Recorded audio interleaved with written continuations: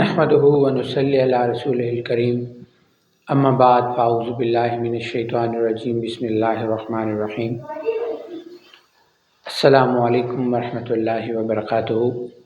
नाज़रीन व सामईन व ख़ासिबील शाज़ली एक बार फिर एक नई वीडियो के साथ हाज़िर है।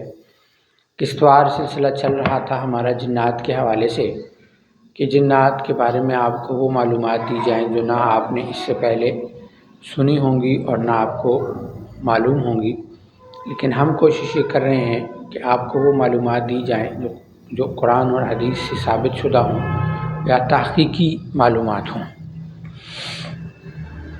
तो हमने अब तक पढ़ा था कि आया जिन्नात की खुराक, जिन्नात के साथ निकाह, उनके बच्चे वग़ैरह सारी चीज़ें हमने देखी थी।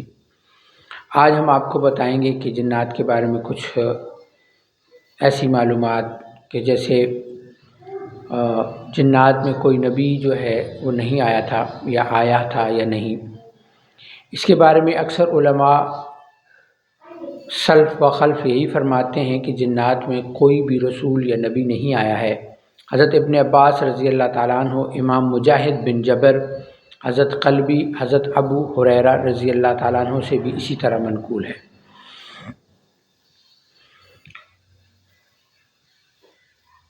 कुरान की जो सूरह जिन की आयत है जिसमें अल्लाह ने फरमाया, आए जिन्नात व इंसानों की जमात, क्या तुम्हारे पास तुम में से रसूल नहीं आए थे। इसकी तफसीर में इमाम मुजाहिद बिन जबर फरमाते हैं कि जिन्नात में कोई रसूल नहीं है। रसूल तो इंसानों में मबूस हुए, जिन्नात में नदारत डराने वाले हैं। फिर उन्होंने ये आयत दलील फरमाई, फलम्मा क़ुज़िया वलौ इला क़ौमिहिम मुंज़िरीन, जब जिन्नात ने रसूलों की हिदायत की बातें सुनी तो अपनी कौम की तरफ डराने वाले बनकर दौड़ पड़े। अब दूसरी चीज़ ये है कि क्या नबी करीम सल्लल्लाहु अलैहि वसल्लम से पहले भी जिन्नात में कोई नबी आया था या नहीं। तो इसमें सल्फ़ और सालिहीन का कुछ इख्तिलाफ़ है।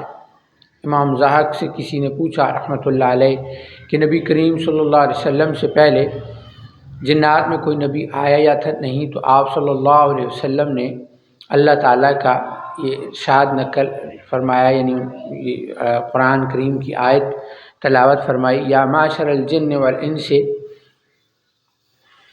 इब्न जरी फरमाते हैं कि हज़रत ज़हाक रहमतुल्लाह अलैह का मज़हब ये है कि जिन्नात में भी अम्बिया आए थे।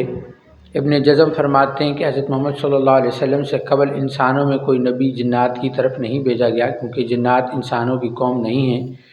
गुज़िश्ता आयात से वाज़ह है कि जिन्नात में भी अम्बियाए कराम तशरीफ़ लाए हैं।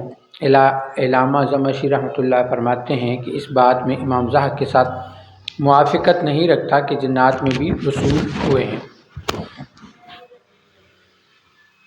इसी तरीके से जिस तरह कि आपको मालूम है कि हज़रत सुलेमान अलैहिस्सलाम जो है वो जिन्नात में तशरीफ़ लाए। और यहाँ पे ये बात भी समझना चाहिए कि नबी करीम सल्लल्लाहु अलैहि वसल्लम जो है वो जिन्नात के भी नबी हैं या नहीं। तो जैसे कि आप सब जानते हैं कि नबी करीम सल्लल्लाहु अलैहि वसल्लम जो हैं वो तमाम मखलूक़ात के नबी हैं, अम्बिया हैं। और अल्लाह रब्बुल इज़्ज़त ने जनाब रसूल सल्लल्लाहु अलैहि वसल्लम को दोनों सकलैन जिन्नात और इंसानों में नबी बनाकर भेजा। शेख अबूल अब्बास और इब्न तैमिया रहमतुल्लाह फरमाते हैं इस बात। अच्छा, अब अगली बात है, इसमें भी एक इख्तिलाफ़ होता है कि क्या जिन्नात इंसानों पर तसर्रुफ़ कर सकते हैं या नहीं। जिन्नात और शयातीन मुख्तलिफ़ अंदाज से सताते हैं, तकलीफ़ देते हैं। मसलन वो लोगों को खौफ व हरास में मुब्तला करते हैं, नफ्सियाती या असाबी पागल बना देते हैं, बेचैनी, मिर्गी वगैरह के दौरे डालते हैं, जिस्म से बाहर भी रहते हैं और जिस्म में दाखिल होकर भी परेशान करते हैं। इंसान के जिस्म में दाखिल होना, जैसे कि कुरान करीम में है, यतख़ब्बतहु शयातीन मिनल मस, यानी जैसे शैतान जो कि खबती बना दे। इस आयत में शरई दलील है कि शैतान इंसान के जिस्म में दाखिल होकर खब्तल हवास बना देता है। इमाम कर्तबी रहमतुल्लाह फरमाते हैं कि यह आयत उन लोगों के ख़िलाफ़ है जो जिन्नात के असरात लगने का इनकार करते हैं और कहते हैं कि इस फ़ेल का ताल्लुक़ तबीयत से है نیز شیطان انسان کے اندر نہ تو داخل ہو سکتا ہے نہ لگ سکتا ہے۔ حافظ ابن کثیر رحمۃ اللہ فرماتے ہیں کہ آیت مبارکہ مطلب یہ ہے کہ شیطان کا لگا ہو اور اسے خبتی بنا دیا ہو، یعنی وہ عجیب و غریب حالت میں کھڑا رہتا ہے۔ قاضی شوقانی نے فتح القدیر میں لکھا ہے کہ اس آیت میں ان لوگوں کے خلاف دلیل ہے جنہوں نے جن پڑھنے کا انکار کیا اور گمان کیا کہ اس فعل کا تعلق طبیعت سے ہے۔ اسی طریقے سے حافظ ابن تیمیہ رحمہ اللہ نے اسی سے استدلال لیا۔ نبی کریم صلی اللہ علیہ وسلم نے فرمایا کہ شیطان ابن آدم کے خون میں اس طرح ابن آدم کی رگوں میں اس طرح گردش کرتا ہے جس طریقے سے کہ خون۔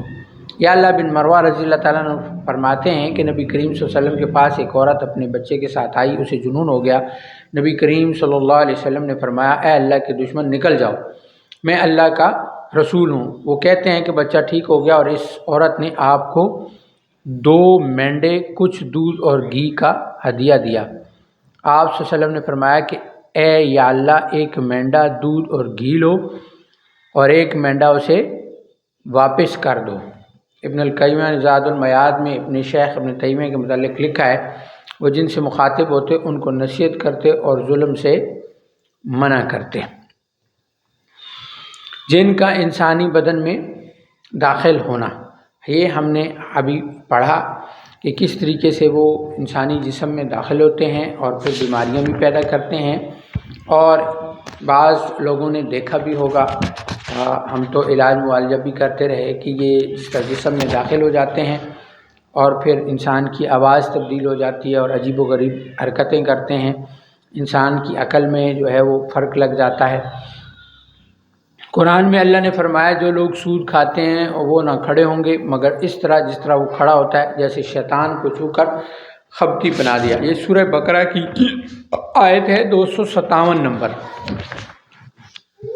ٹھیک ہے۔ اسی طریقے سے جنات لگنے کے دلائل جو ہیں وہ احادیث میں بھی موجود ہیں، جیسے کہ میں نے 2 احادیث پڑھی، اور تو اس سے یہ چیز ثابت ہوتی ہے کہ یہ چیزیں انسان کے ساتھ جو ہیں وہ شامل حال ہیں اور انسان جو ہے ان کے ساتھ ہو سکتا ہے۔ پھر جتنی مسنون دعائیں ہیں ان سے بچا جا سکتا ہے اور انہی سے ان کا علاج بھی کیا جاتا ہے۔ اب ان کی تھوڑی سی عقلی دلیل بھی ہے۔ شیخ محمد حامد کہتے ہیں کہ جب جنات لطیف اجسام ہیں تو انسان کے جسم میں ان کا جاری و ساری ہونا عقلاً و شرعاً محال نہیں، کیونکہ باریک چیز موٹی چیز کے اندر سریت کر جاتی ہے۔ مثلا ہوا ہمارے جسم میں داخل ہوتی ہے، آگ انگارے میں گھس جاتی ہے اور بجلی تار کے اندر چلی جاتی ہے، ٹھیک ہے۔ اور اسی طریقے سے آج کے دور میں تو یہ تجرباتی اور مشاہدتی بات ہے کہ یہ چیزیں جو ہیں وہ شامل حال ہیں۔ پھر اس کے اوپر فتاوی جات ہیں علماء کے۔ عبداللہ بن امام احمد بن حنبل فرماتے ہیں کہ میں نے اپنے والد سے کہا کہ بہت سے لوگ ایسا کہتے ہیں جیسے کہ کوئی جن کسی مسرور یعنی جس پر جن سوار ہو اسے مسرور کہا جاتا ہے کہ بدن میں داخل نہیں ہو سکتا، تو آپ نے فرمایا اے بیٹے وہ لوگ جھوٹ بولتے ہیں، اصلاحاً یہ شیطان ہی ہے جو ان کی زبان سے یہ جھوٹ بلواتا ہے۔ شیخ الاسلام ابن تیمیہ نے فرمایا انسان کے جسم میں جنات کا داخل ہونا با اتفاق اہل سنت ثابت ہے، اور یہ بات غور و فکر کرنے کے لیے مشاہدے میں سے ہے۔ جن مریض کے جسم میں داخل ہوتا ہے وہ ایسی بات بولتا ہے جیسے مریض نہیں جانتا بلکہ اس کے بولنے کا پتہ بھی نہیں ہوتا۔ اکثر لوگوں نے اس کا مشاہدہ کیا ہوگا۔ پتہ جاوات تو بہت سارے ہیں لیکن مشہور چیزیں جو ہے وہ آپ کو بتا دی گئی ہیں۔ اللہ ہم سب کو عمل کی توفیق عطا فرمائے۔ اس کے بعد جنات کے حوالے سے ہم ایک آخری ویڈیو بنائیں گے جس کے بارے میں انشاءاللہ آپ کو مزید معلومات ملیں گی۔ آخر دعوانا الحمدللہ رب العالمین۔ السلام علیکم۔